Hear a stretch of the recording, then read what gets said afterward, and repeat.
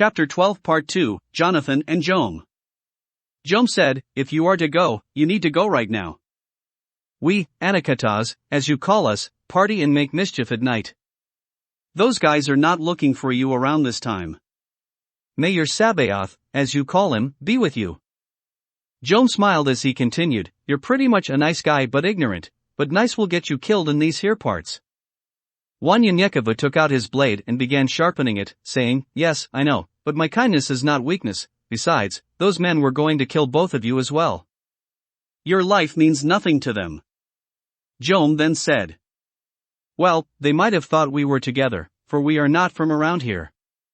We too are just passing through, waiting to see what our next move is." Pointing at Jonathan, "If someone hadn't decided to gamble our jet bikes away, we would have been out of here long ago."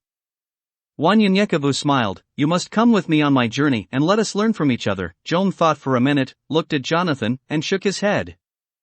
"We can go as far as Las Cruces, New Mexico, and then we must head north to Albuquerque. I guess we can go that way. Hell, we've been here about 6 months or so, maybe it's time to move on to our next adventure."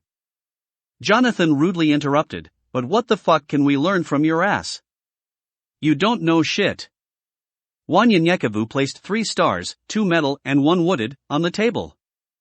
Jonathan picked up the wooded one and accidentally pricked his finger. "Damn, this bitch is sharp."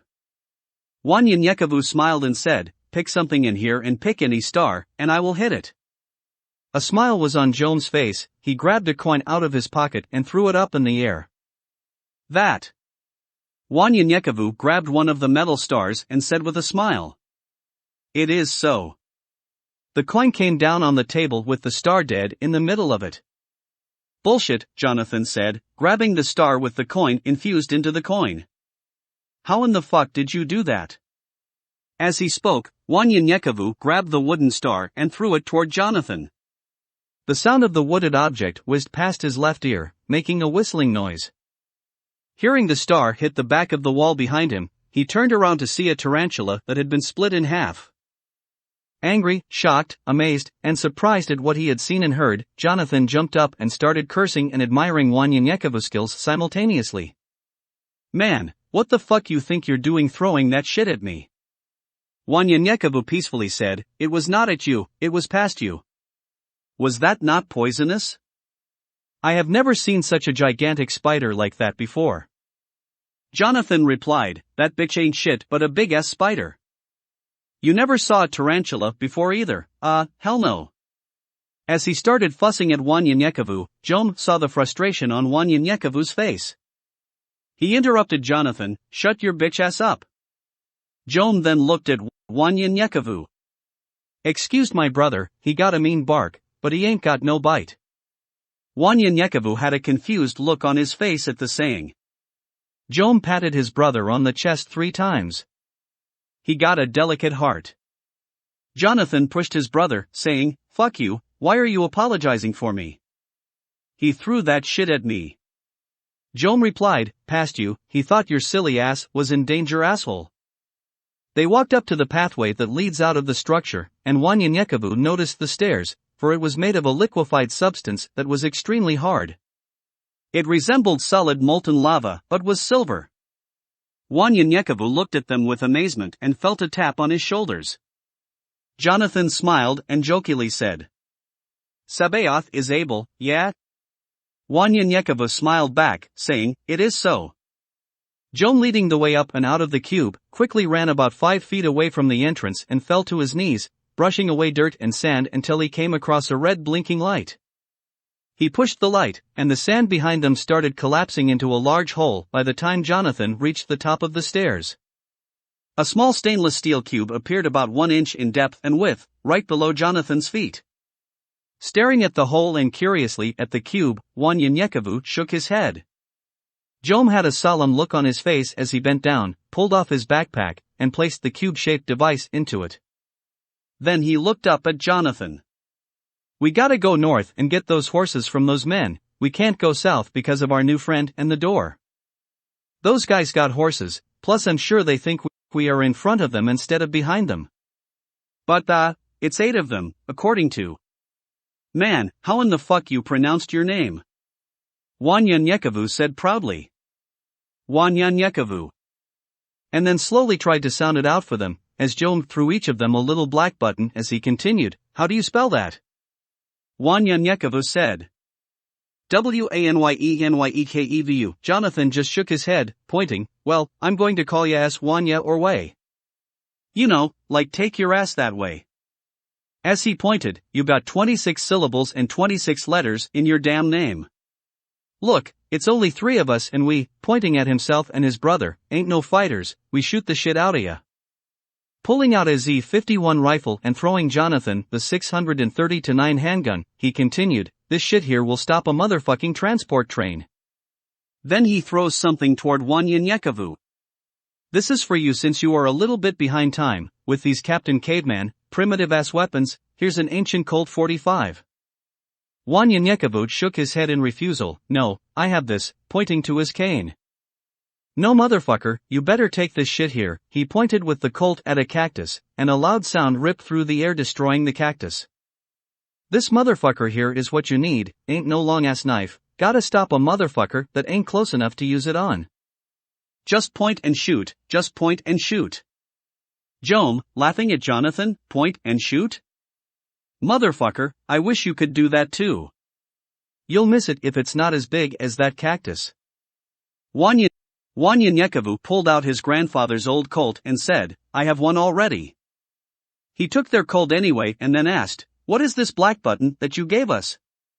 Jonathan said, it's a laser detection. It warns you if someone is pointing a laser-type weapon at you. As long as the laser points at you, it will go off. Wanyenyekevu was a hunter by nature, and tracking was just as easy. To his surprise, the 2 brothers were gifted in tracking as well. Now, 22 and 17, respectfully, Jome and Jonathan, had for months traveled for miles, were headed to Colorado to try to live a somewhat normal life without shame. They wanted to live somewhere where no one knew them. Wanyenyekevu and the brothers got to know each other as they journeyed together. At times, Wanyenyekevu thought Jonathan was hilarious, and then there were times he was irritating, but they honestly had good hearts, and he simply just had to grow on them. After hours of walking and just a few hours away from the old abandoned town of Canutillo, Texas. They had walked all the way around El Paso. Jome breathed deeply and said, it's getting dark, we need to stop and rest. It's too dangerous walking in the darkness around here. You got your scorpions, rattlers, wolves, centipedes, and... Jonathan interrupted. Let's not forget those men, all way here, got us running from. Jonathan, grabbing his cube from his hip pocket as he continued, but seriously, I thought you'll never say that shit. Y'all act like we were going to get some pussy or something as fast as we were walking, and how long we walked. You got old bloodhound here, pointing to Wanyenyekevu. Looking in the sky and shit, your ass looking at the dirt. Hell, I just started looking straight, that was the only damn direction left to look. Wanyenyekevu laughed as Jome started pushing a few buttons. As he placed the cube on the ground started moving. The solid liquefied matter started moving outward, downward, and inward until a large hole was approximately 50 feet by 50 feet wide and 30 feet in depth. Then the earth started covering the cube and slowly creating a camouflaged door. 100 meter in 10 seconds. 5, 4, 3, 2, 1. Jome said as he pointed to a reddish silver-like stick toward the sky and shouted, go. Jonathan pushed a button on his watch, and Jome did so simultaneously. Then, they walked into the doors leading toward the ground. Go, Jonathan instructed Wanyenyekevu. We only got 15 seconds to get in, or else we got to do it again. Once inside, they all sat down on a bench created by the cube. Jonathan, looking at his watch, counted. 5, 4, 3, 2, and 1. Jome took out a small monitor. No one is within the perimeter but these wolves here, and there goes dinner, right here. As he pointed to some wild rabbits just 30 yards to the east of them, Wanyenyekevu stood, but was slightly held down by the shoulders by Jonathan. I got it, man, I can't wait all night to eat with your way of hunting. What you going do, throw some damn rocks at the motherfuckers?